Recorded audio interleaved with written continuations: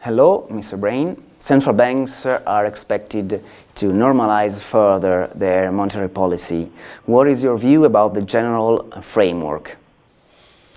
I think it's true to say that central banks are gradually normalizing monetary policy, or certainly removing the emergency levels of interest rate support and also quantitative easing that's been going on. We think it will take several years for that to occur because there are still a number of forces that are depressing inflation, producing low growth, and not leading to a need to perhaps accelerate a tightening of monetary policy. But certainly, as inflation moves towards 2% in most economies, then the central banks do not need very large balance sheets and do not need a very low level of interest rates.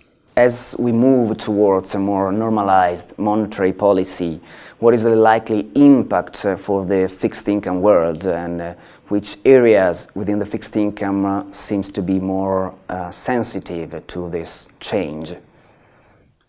So for bond markets, the central bank support through low interest rates and through quantitative easing has driven yields to low levels. I think that everyone understands that. And the theory being that as central banks normalise or change their policy to be a little bit more hawkish, to tighten policy, then yields should rise. I think the only caveat we would say, or the only reason why that may not happen too quickly, is that some of that support has gone into other assets as well. So we've had very strong equity markets, very strong real estate markets, very strong global markets that have been supported by central bank activity. And if they were to come under pressure because of the tightening of policy, then naturally the safe haven bond markets would probably respond and do well. So initially I think it's probably a bearish phase for government bonds, but if they tighten too quickly, too fast, then risk assets will sell off and then government bonds can rally once again.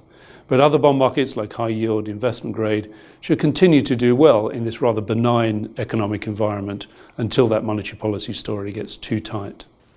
As regards the emerging market debt, do you have a relative preference for the local currency part of the universe or for the hard currency part of it?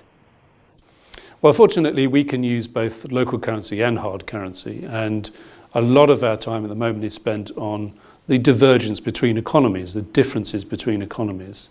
In some cases, that divergence can come through in monetary policy, so that may steer you away from a local currency market where interest rates are rising.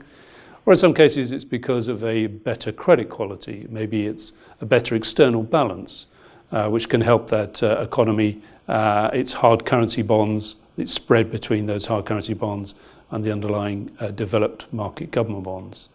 So we can use both, and a feature of the dynamic strategy is that we are looking at divergence, and we think that there's some good opportunities to pick some good countries rather than ones that perhaps are being badly run.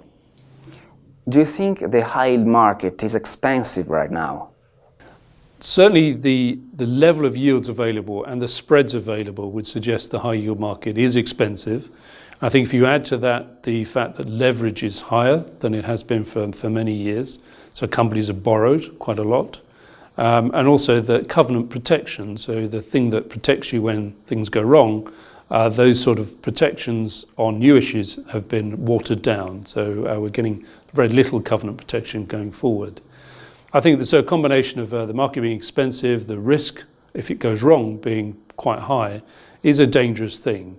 That being said, a benign economic environment, growth that is positive, interest rates that are not rising too fast, and a lack of defaults, which we're not expecting for at least another 12 months, means that the market will still be attractive to some. Until interest rates rise to the point where the outlook starts to change direction because of an economic slowdown or perhaps just a demand for higher interest rates, then we think the high yield market is okay for now.